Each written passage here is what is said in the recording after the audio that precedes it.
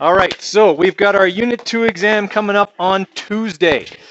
Okay, it will be very similar in format to the Unit 1 exam. So there will be, around 20, maybe a little less than 20 multiple choice questions, and then there'll be some problem solving, okay, in the written response section. I think this one is going to be slightly shorter than the Unit 1 exam. Right, but I'll talk more in detail about the questions after we go over the concepts that are going to be on this. So suggestions for your preparation for this exam. Certainly giving your notes a once over is not a bad idea. Okay, in the multiple choice is where I'm going to test your understanding of how things work. Okay, so that would be things like Newton's first law that doesn't really have any math to do with it. Okay, give you situational questions about Newton's second and third laws, okay, that don't really require a lot of calculating, but require an understanding. Okay, so they're kind of application type questions. Those kinds of things would be in the multiple choice. Okay, also a few things about work energy theorem and conservation of energy. But again, like very, very simple calculations, if there are any, are all you're going to find in the multiple choice. Then in the problem solving, obviously there'll be more stuff like what we did from the worksheets and the assignments and things like that. That's what will be in the written response. Okay, so you've seen an example of every question that's on the unit exam, at least 2 or 3 times. That would be the lowest number. Some of the questions we've done 7 or 8 or more examples of. Okay, so there should be nothing unfamiliar. Right? I'm not going to test you on anything we haven't gone over in class. Okay, first concept in Unit 2, Newton's first law.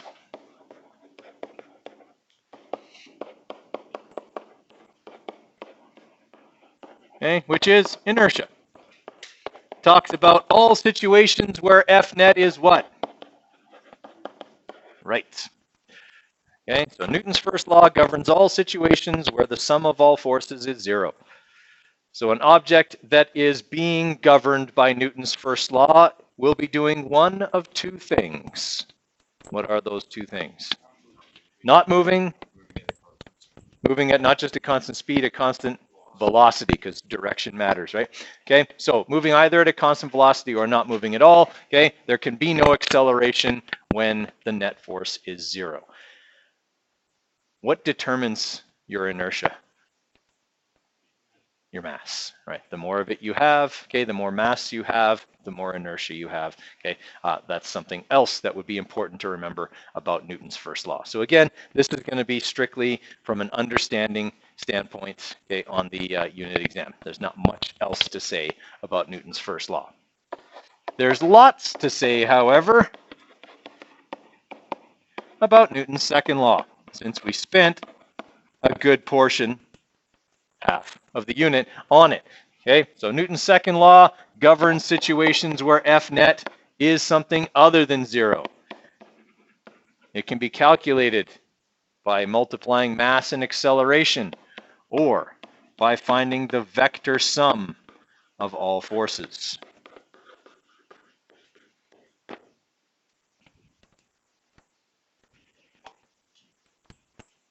Okay, so in this unit, we went over all kinds of different problems to do with Newton's second law. We went over simple things like just a box being pushed, okay?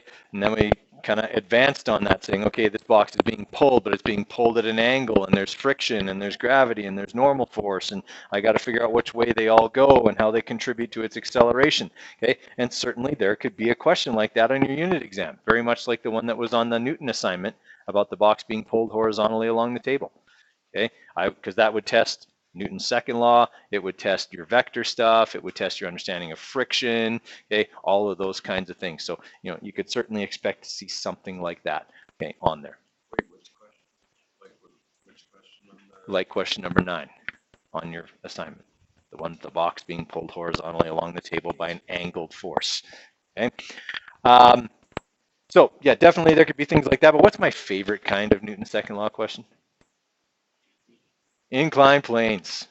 No one knows me. Okay, inclined planes. Expect that you're probably going to see one of those too, right? They're a very good example of Newton's second law. right? They make you do a number of things, vectors, sum of all forces, okay, all that kind of stuff. So yeah, certainly there could be something like that on there as well. But there will definitely be a lot of problem solving, a lot of marks in the written response have to do with Newton's second law. Like half the marks in the written response have to do with Newton's second law. Okay. There's also some multiple choice questions about Newton's second law. Okay, again, understanding things like stuff we would have noticed in our lab. If I'm using a constantly increasing force, but the mass is staying the same, the acceleration will increase. If I use the same force, but I increase the mass, the acceleration will decrease. So just those kind of things. Those are simple understanding kind of questions, but they won't be that simple. It would be, I'm describing this situation to you. What's going to happen? Okay, everybody with me there? All right, so like we say, whole bunch of different kinds of ways I can ask a Newton's second law problem. And when we're done going through everything, if you've got some questions, want to see a few, that's fine, we can go over that. Then we talked about Newton's third law.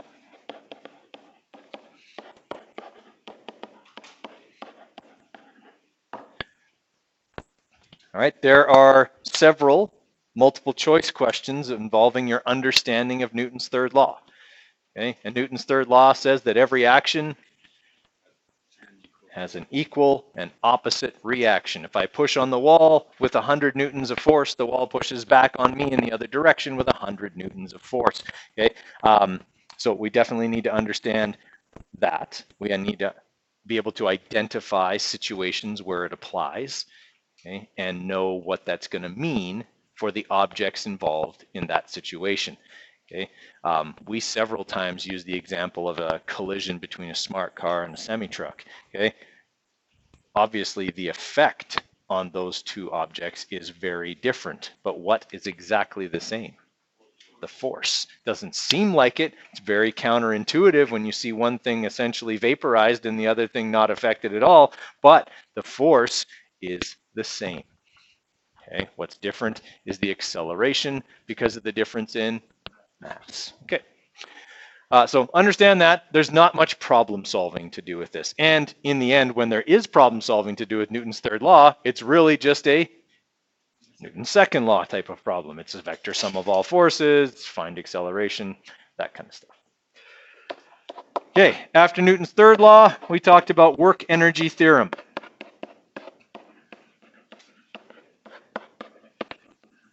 Okay, you had a work energy theorem question on your quiz this morning. Okay, we did some work energy theorem problems where both potential and kinetic energy changed. They're not overly difficult. We just have to understand or be able to identify when a problem is a work energy theorem problem or a conservation of energy problem, because they give similar types of information. Okay, how do I tell them apart?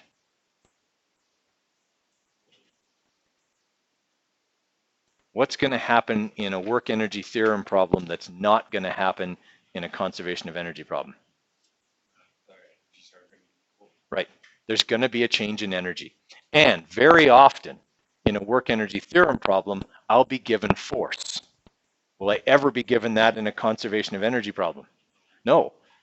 Okay. I don't need force in a conservation of energy problem because there's no work being done in a conservation of energy problem. Okay. So those are kind of things to look at. But one of the challenging parts of work energy theorem is identifying when you have to use it versus use conservation of energy. All right, so we have to understand work energy theorem means that work is a change in mechanical energy, okay? And that can mean that force times distance equals, okay, EP final plus EK final minus EP initial plus EK initial. All right, so keeping in mind those types of things. There are a number of multiple choice questions about your understanding of work energy theorem.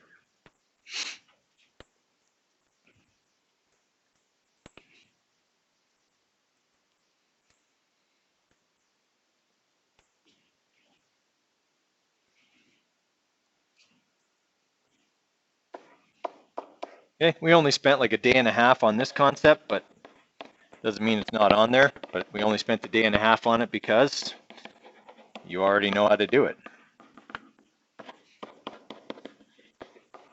Okay, law of conservation of mechanical energy. Expect you're going to get a conservation of mechanical energy problem. What I find people do wrong with a conservation of mechanical energy problem is they forget the scalar nature of energy. Okay, I find that they analyze these types of problems and they overlook the importance of some of the information they're given because it seems to have a vector that doesn't make sense.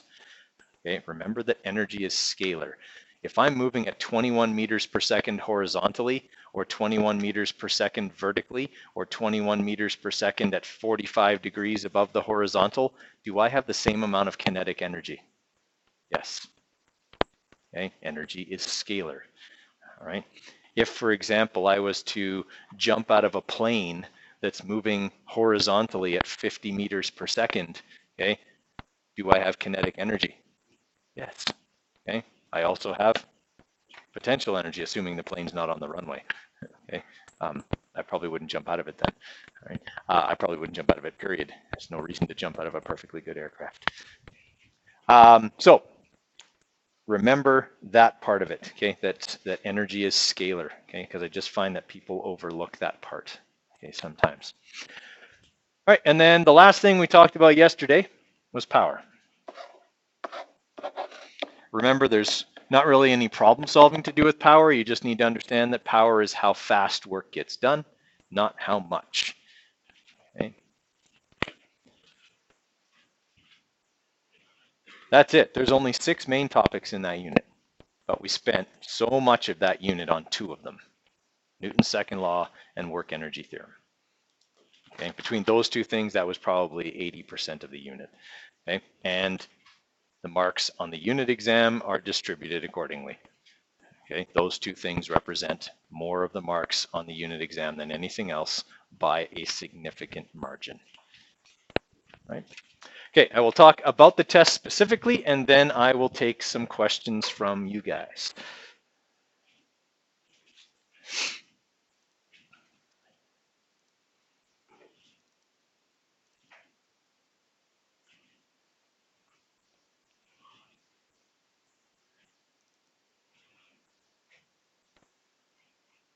Okay, so there are 15 multiple choice questions. That's right, I took 2 more off.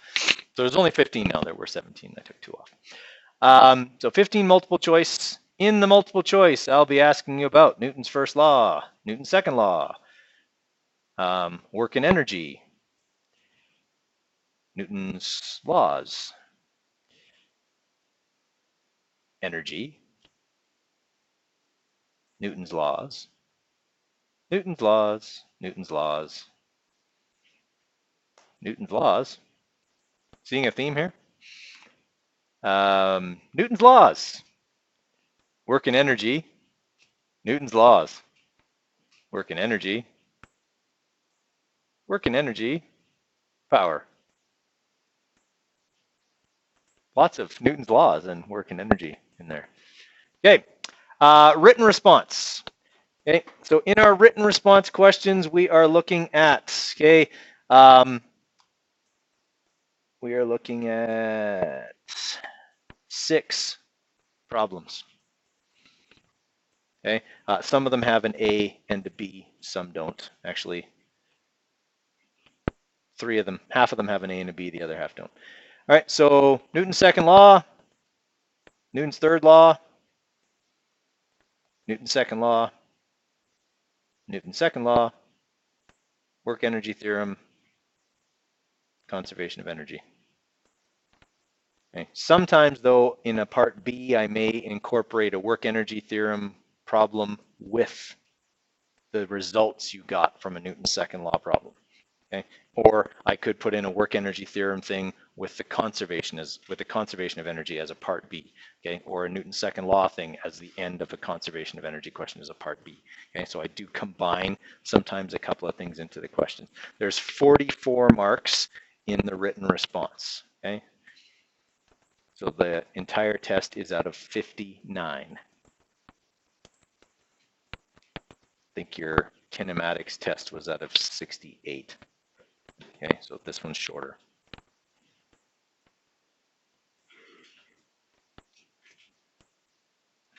All right, questions from you guys? Anything you want me to discuss in more detail, demonstrate, re-explain?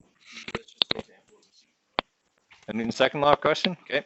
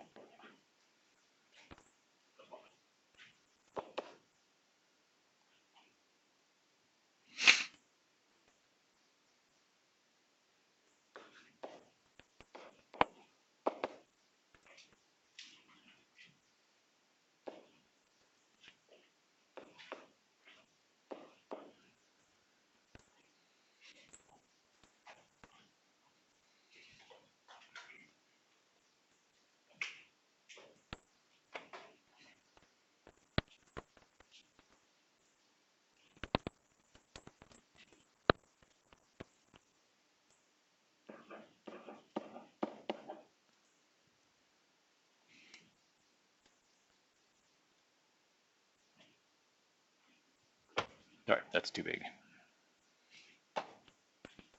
Okay, I hope this works because I'm picking numbers out of my head and trying to do the calculations in my head as best I can here. I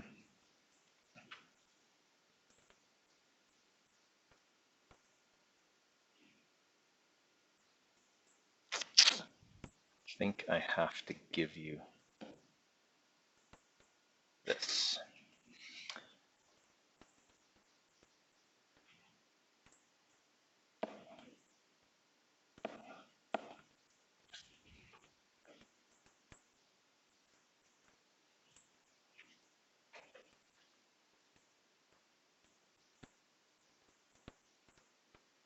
Okay. Yeah. Okay. So we want to calculate the acceleration of the 10 kilogram box. Okay. I think I've picked numbers that don't involve the box flying off the table, right? Or being pulled backwards by friction magically. I think I have it the right way. All right. Looking at the box, first thing I need to do is identify all the forces acting on the box. The most obvious one is the angled force that's pulling it forwards, the 500 newtons. What else is acting on the box? Friction. All right, if I'm going to calculate that force, because it's one of the forces involved, I'm going to need mu, and I'm going to need the normal force. I don't have the normal force right now. Should it be part of my diagram? Okay, which way does it go? Up. Okay, what other force am I missing? Gravity. Are gravity and normal force equal here? No, they're not. Okay, why are they not equal here? Right, some of the weight is being borne by the handle, okay, or the 500 Newton force, because it has a vertical component. So what I'm going to do right now is eliminate this 500 Newton force by calculating its horizontal and vertical components. Then I can take it out, and I only have to worry about those two forces. Okay, I didn't say it, but this is moving along the surface. Okay, it's accelerating horizontally along the surface. All right, so I'm going to find force horizontal. Okay, it's going to be the cos of 30 times 500.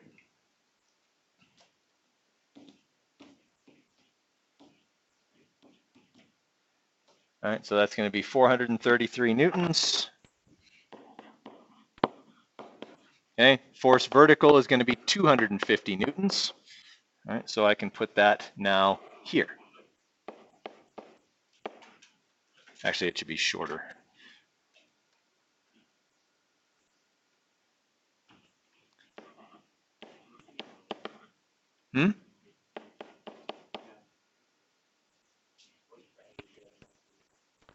Oh, I meant for this to be 100.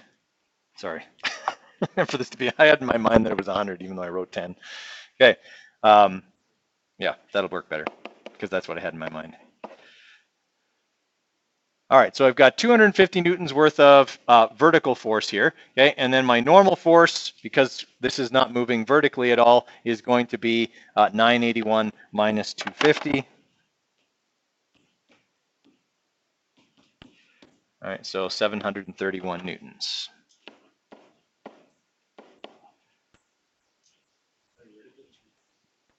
That's 250. Sorry. This is force vertical, and it's 250 newtons here. Okay, so can I calculate my force of friction now? Yes. All right. So once I've got these, okay, once I've got the force of friction, I won't need the vertical forces anymore because they all add up to what? They all add up to 0. Okay. So we got 0.415 times 731.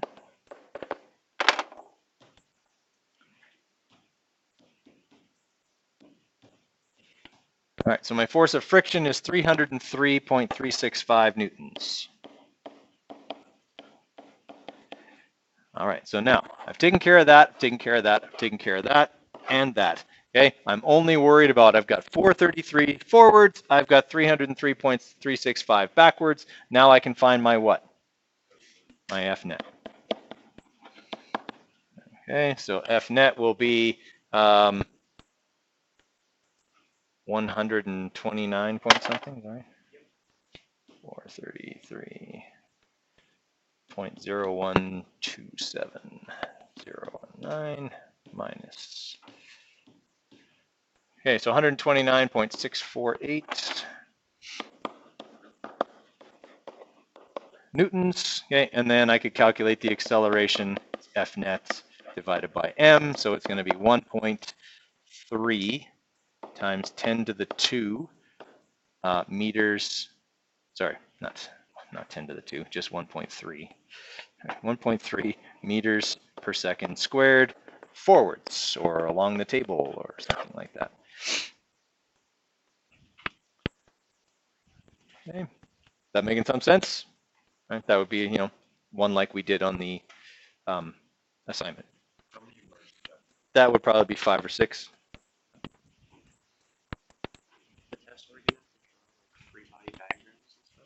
That's what I did here. Yeah, as your givens, yes, you will have to draw free body diagrams. Sorry. Between a free body diagram and a forces diagram. They're the same thing. Okay, I think you're thinking of a vector diagram after. Okay, they're different. Yeah. Okay, this one identifies the forces. A vector diagram shows me the vector sum. So if I got to do a bunch of trig, then I draw the vector diagram. So I've got, 2 people pushing a box across the floor in different directions. Then I'd have to draw a vector diagram after. Okay, this one here, because it was only moving horizontally, I didn't need to do that. Right? Basically, everything was collinear.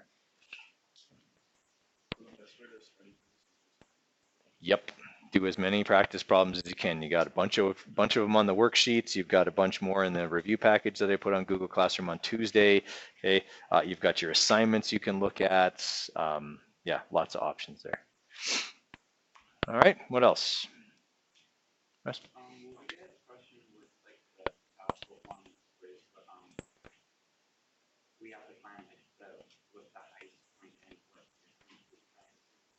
No, that would become more of a projectile motion question rather than a work energy theorem question. We did one like that in class, but I said I wouldn't give you one that involved stuff from back in the last unit like that. Mm-hmm.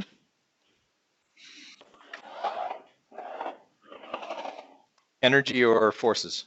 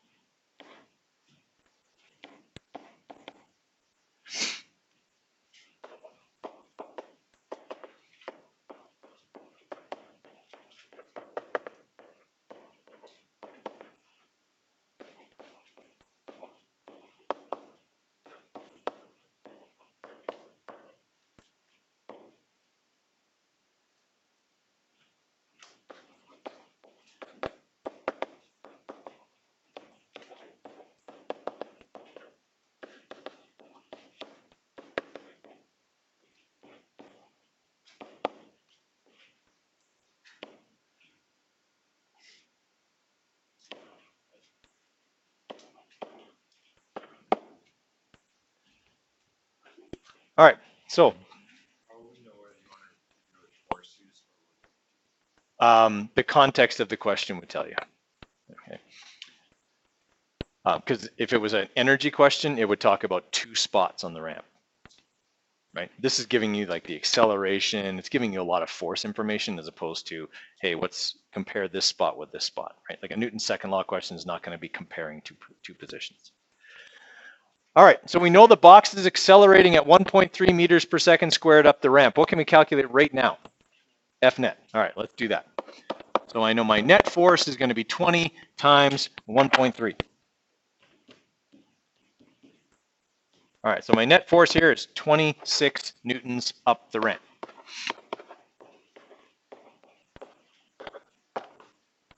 Okay, what are the forces involved? F parallel. Force of friction. Which way is it acting? Down. And? Right.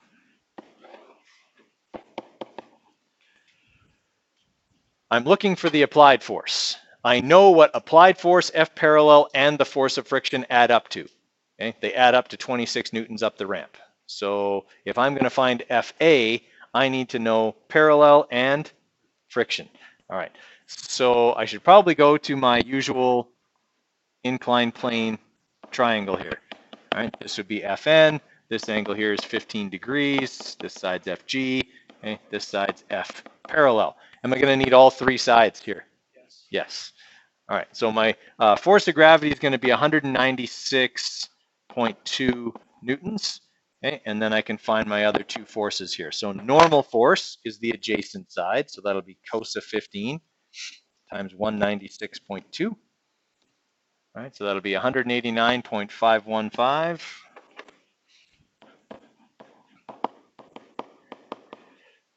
All right. And my F parallel, okay, will be the sine of 15 times 196.2. So 50.780.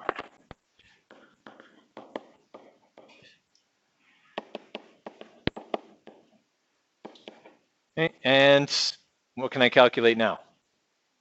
I can calculate the force of friction because now I have normal force. Okay, so force of friction is going to be mu times the normal force, which will be 0.320 times 189.515.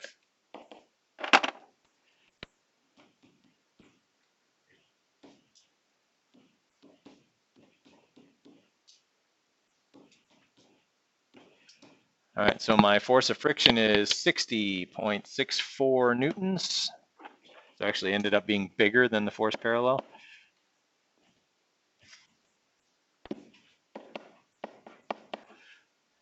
All right, so now that I have those forces, can I calculate my missing force? Yes. All right, so then I go to sum of all forces, and I say that F net equals force applied plus F parallel plus the force of friction. I'm moving these 2 over to this side, so I'll have F net minus F parallel minus the force of friction, both of which will be negative, equals the applied force. So we'll have positive 26 minus negative 60.64 minus negative 50.78. Okay, and that'll give us our net force. So 26 plus 60, plus the answer, plus 50.78029665. All right, so my applied force will be 1.4 times 10 to the 2 newtons up the ramp.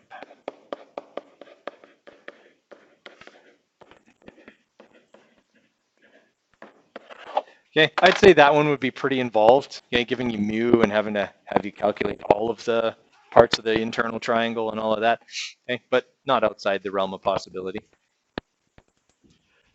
Okay, what else?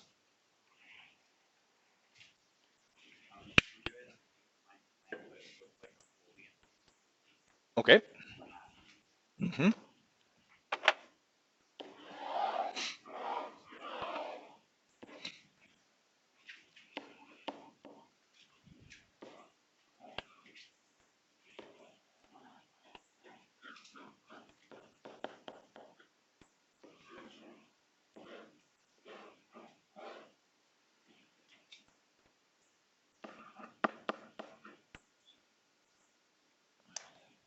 All right, frictionless ramp. Calculate the acceleration of the 8-kilogram box. I'll give you a minute or two on that one.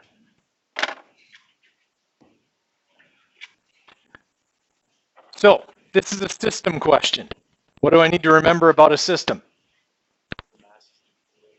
Right. The acceleration of the system is based on the total mass being accelerated. That is all the combined mass of the system. All right. So forces involved here are F parallel on the 8-kilogram mass and the force of gravity on the 5-kilogram mass. So this is 49.05 newtons. Okay, and I've got to calculate F parallel acting on the 8-kilogram mass. So first I've got to calculate the force of gravity acting on that mass, and then I can calculate F parallel. All right, so it's going to be 78.48. Okay, so 8 times 9.81. So we've got that, and then we are going to go sine of 30 times that, so we should have...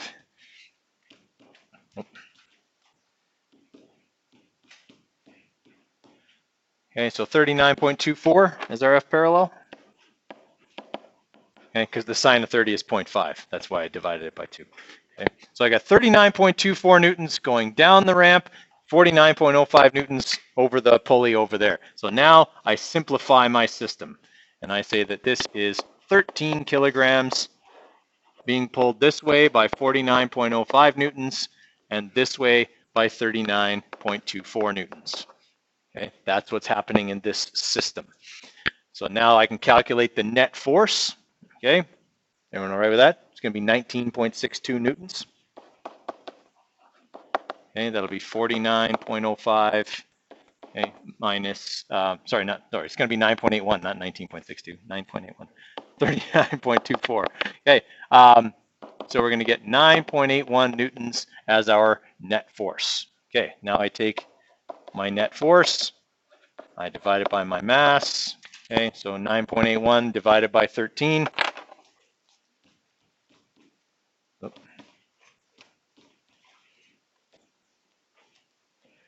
All right, 0.75 meters per second. Actually, we only have one significant figure here, so 0.8 meters per second squared up the ramp, because I did ask for the 8-kilogram mass, which means I get a vector on that. Okay, does that make sense, Chris? All right, what else, guys? These are good questions. Okay, a static question where it's not moving? Yep.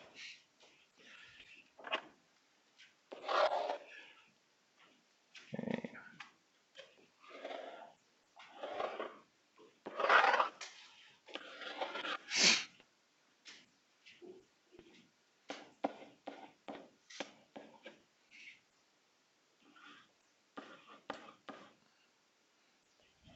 All right, I want you to calculate the tension in the cables, or each cable, the tension in each cable.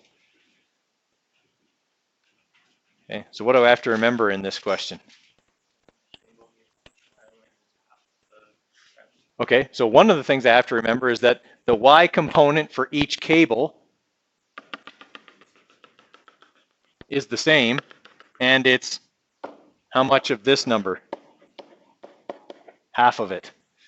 Okay, that way the net force is 0. Okay, because this thing is not moving, the net force is 0, which means each cable has to pull upwards with half of this. So each cable is 490.5 newtons upwards. Okay, that would be their vertical component. All right, this angle here for each triangle now isn't 80, it's 40 degrees. All right, so I have the adjacent side to that 40-degree angle, and I'm looking for the hypotenuse. Okay, so if I have the cos of theta, and I'm looking at adjacent over hypotenuse. Then to get the hypotenuse, I bring it over here and divide by the cos of theta. So my tension, which is the hypotenuse, will be 490.5 divided by the cos of 40 degrees. Okay, so like the math of this question is not difficult. What's tricky is remembering where all the forces go.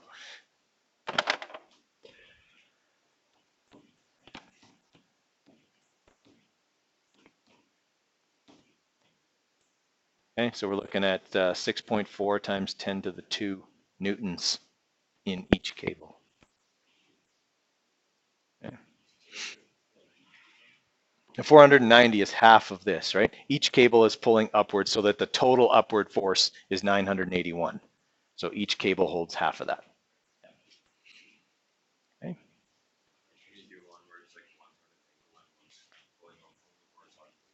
Okay. Still the same thing, right? But yep. Anyone still need this? Just a sec. Okay. 640, I think it came out to, right?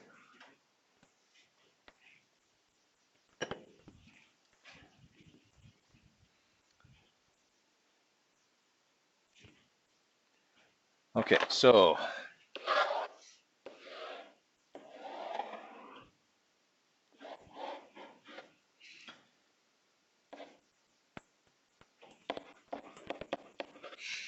right, so I got 100 kilograms now being supported by this force here, okay, by that cable and this horizontal cable that is attached to something, okay, over there. I want to find the tension in cable B. All right, so what I have to remember here is that force of gravity is acting down with, again, 981 newtons. And since B is horizontal, how much of that is it holding? 0, right? Okay, that means cable A has a vertical component that is how big? 981 newtons. It's the only cable that's pulling vertically. It's pulling at an angle, but at least it has a vertical component, and it has to balance off this force here that's pulling down. All right, so now that I know this side, I can find the tension in cable B by finding A's horizontal component. Because the sign's not moving horizontally either, that means however much A is pulling to the left, B is pulling to the right, because they cancel each other off. So if I'm looking for this side, it's the opposite side. I have the adjacent side. So I'm going to say that the tan of 20 degrees equals, okay, the opposite side, which I'm looking for, divided by the adjacent side, which I have. Right? So if I want to get the opposite side, I'm going to bring adjacent over. So I'll have tan of 20 degrees times 981, and that'll give me that other side.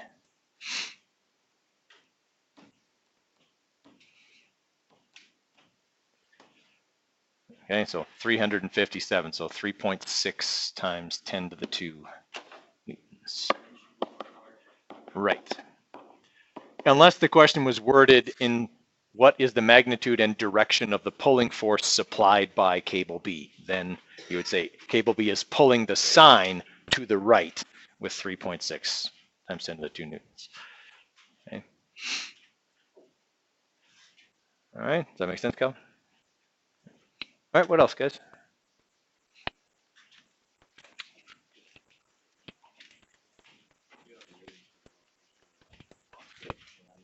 Okay.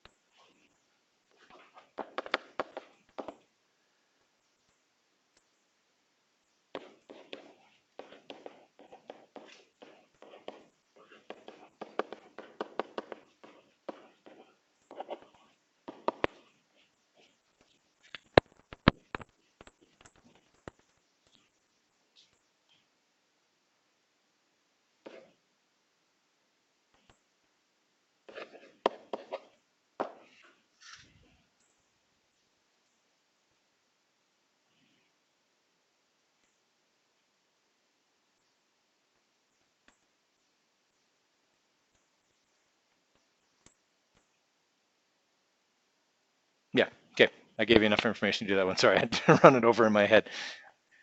Okay, give that one a try. 2 boxes being pushed, okay, being pushed by a force, right, that's causing them both to accelerate at 2.4 meters per second squared to the right.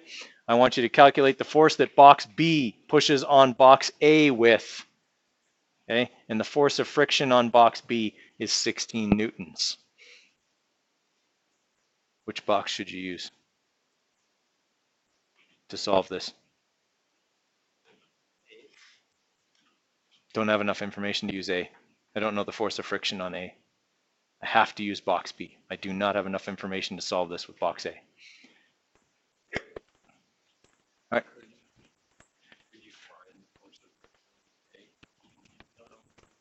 You don't even know the force pushing on A. Right? You know nothing about box A, and I kind of made it that way, so you'd have to use box B here. All right, so as we were saying, we have to use box B here. We don't have enough information to do this with box A because I don't know the force of friction on A. I don't know the applied force on A. Really, all I could calculate about box A would be the net force acting on it at this point, which doesn't help me. Okay, so if I'm going to use box B to do this, okay, I'm going to draw a free body diagram of box B. What's this force? Okay, what's applying that force? Box A. All right, so this is the force of A on B. What do I need to know about that force? Right, it's the force I want to find because they want me to find the force that B exerts back, which would be equal and opposite to that force. That's the Newton's third law part of this. After that, it's all Newton's second law to get that number. Everybody follow me? Okay, so as long as I recognize that this force is going to be exerted back on A by B, after that, it's all Newton's second law. Okay, so the other forces acting. Okay, force of friction. That's it. Those are the forces acting on box B, friction and A. Right, everyone okay with that?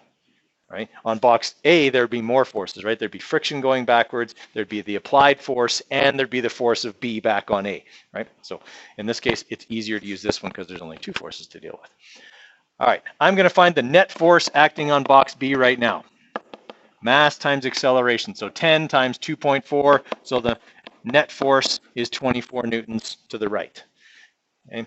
That force can also be calculated by the sum of all forces, so that would be the force of friction plus the force of A on B. All right, I want to calculate this force. I already know this one, and I just calculated F net.